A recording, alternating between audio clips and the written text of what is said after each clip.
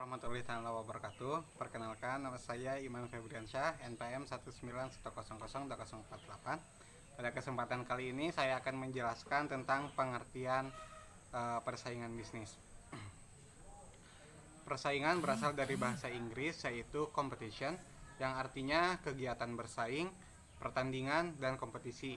Sedangkan dalam kamus manajemen, persaingan adalah usaha-usaha dari dua pihak atau lebih perusahaan yang masing-masing bergiat atau memperoleh pesanan dengan menawarkan harga atau syarat yang paling menguntungkan. Persaingan ini dapat terdiri dari beberapa bentuk seperti pemotongan harga, iklan atau promosi, variasi dan kualitas, kemasan, desain, dan segmentasi pasar. Kemudian B. Etika dalam persaingan bisnis. Dalam dunia bisnis, kepercayaan sangat penting. Artinya, tanpa didasari rasa saling percaya, maka transaksi bisnis tidak akan bisa terlaksana dalam ajaran Islam. Setiap muslim yang ingin berbisnis maka dianjurkan untuk selalu melakukan persaingan.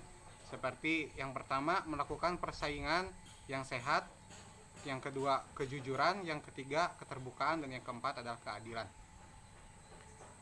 Yusuf Qaradawi memberikan patokan tentang norma-norma atau nilai-nilai syariah yang harus ditaati dalam persaingan oleh para pedagang muslim dalam melaksanakan kegiatan berdagangnya.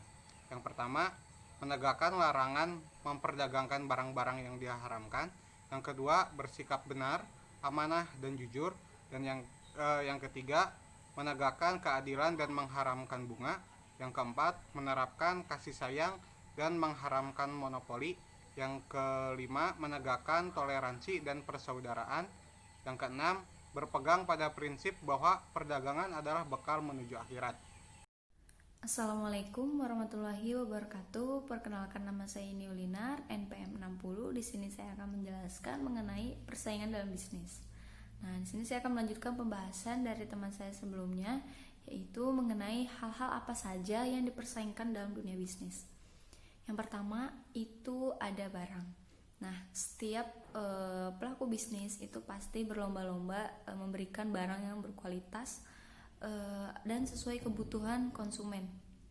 Nah, di sini Islam mengajarkan untuk kita menjual barang-barang yang suci, yaitu tidak menjual barang-barang yang haram, kemudian barang yang bermanfaat, kemudian barang tersebut adalah sudah pasti milik orang yang berakad, kemudian barang tersebut pula harus bisa diserah terimakan ketika terjadinya akad, dan yang terakhir, barang tersebut dapat diketahui bentuk, ukuran, sifat, dan takarannya, seperti itu, karena tidak boleh ada gharar.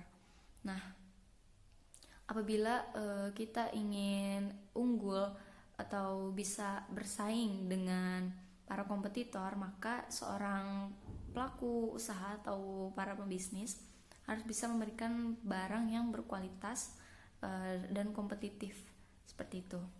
Kemudian yang kedua ada sisi harga ya. Jadi hal-hal yang dipersaingkan dalam dunia bisnis juga salah satunya itu harga, dimana banyak sekali orang yang berlomba-lomba memberikan harga yang murah gitu, tapi dengan kualitas atau dengan barang yang didapatkan itu worth it atau setimpal, seperti itu. Nah, Rasulullah SAW pada saat dahulu berdagang, beliau itu tidak mengambil keuntungan terlalu banyak, sehingga beliau mampu mengalahkan pesaingnya karena beliau mengedepankan nilai-nilai keikhlasan, kemudian jujur, dan yang terpenting adalah dalam berdagang ini beliau hanya mencari ridha Allah, seperti itu. Jadi tidak mencari keuntungan yang sebesar-besarnya. Kemudian yang ketiga ada urusan tempat. Nah, tempat juga salah satu faktor yang dipersaingkan dalam dunia bisnis. Nah, apabila kita memiliki usaha, maka sebaiknya tempat usaha tersebut alangkah baiknya itu bersih, kemudian nyaman untuk konsumen, dan terhindar dari hal-hal kemaksiatan atau hal-hal yang tidak sesuai syariat, seperti eh, menggunakan benda-benda yang gaib untuk menarik pengunjung. Nah, itu tidak diperbolehkan dalam Islam. Kemudian yang terakhir ada sisi pelayanan. Nah, dalam dunia bisnis kita juga harus memberikan pelayanan yang terbaik untuk konsumen, memberikan pelayanan prima. Dan hal yang paling penting adalah sesuai syariat Islam. Kita bisa ramah, kemudian berkata yang baik, tidak kasar kepada konsumen, tidak cuek. Ketika konsumen merasa diperhatikan oleh kita, ia akan memiliki kesan tersendiri meskipun misalnya kita memiliki misalnya produk kita itu harganya itu lebih tinggi sedikit dibandingkan barang dari dari pembisnis pesaing. Tapi apabila kita memberikan pelayanan yang prima, maka konsumen akan merasa nyaman seperti itu. Rasulullah pun selalu bersikap baik kepada para konsumennya ketika beliau berdagang. Kemudian di era digital seperti ini, selaku pelaku bisnis atau pelaku usaha, kita bisa memanfaatkan dunia digital untuk memberikan pelayanan terbaik dan mempermudah konsumen-konsumen atau pelanggan kita seperti itu. Sekian dari saya, terima kasih. Assalamualaikum warahmatullahi wabarakatuh. Perkenalkan, nama saya Widasuti, NPM 191000050. Di sini saya ingin menjelaskan mengenai faktor pendorong persaingan. Menurut Porter, persaingan sangat penting bagi keberhasilan atau kegagalan sebuah usaha atau perdagangan. Menurut Porter, ada 4 faktor persaingan bisnis yang dapat menentukan kemampuan bersaing, yaitu yang pertama, kekuatan tawar membeli. Mencakup faktor-faktor seperti pembeli, informasi pembeli, daya tawar-menawar pembeli mempengaruhi harga yang diterapkan pedagang. Dan yang kedua yaitu kekuatan pemasok atau supplier.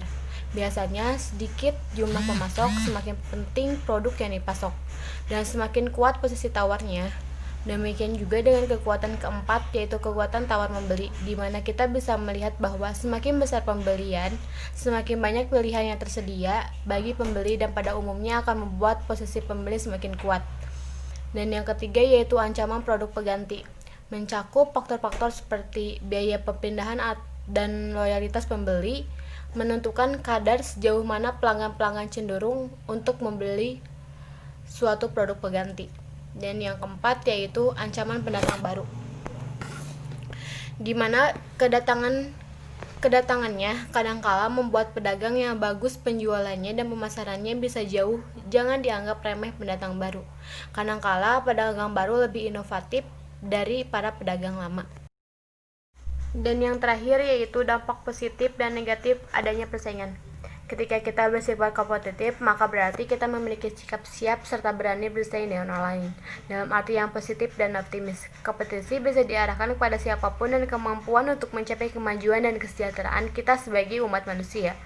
Kompetisi seperti ini merupakan motivasi diri sekaligus faktor penggali dan pengembang kompetensi diri dalam menghadapi bentuk-bentuk kompetisi, sehingga kompetisi tidak semata-mata diarahkan untuk mendapatkan kemenangan dan mengalahkan lawan. Dengan memaknai kompetisi seperti itu, kita menganggap kompetitor lain sebagai partner atau bukan lawan yang memotivasi diri untuk meraih prestasi.